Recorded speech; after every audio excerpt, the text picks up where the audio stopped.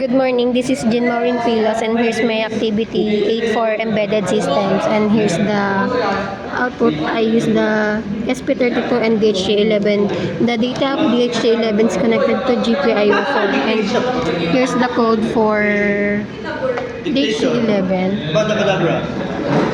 And here's my N8N workflow. So in my N88 workflow, I added notes to include the date and time, and then merge them and use the AI agent to summarize it. And lastly, as you can see, there's a Gmail there, a Gmail notes that sends the summary to my email to send the data. And for the email, it sends the data to my email, the weather report.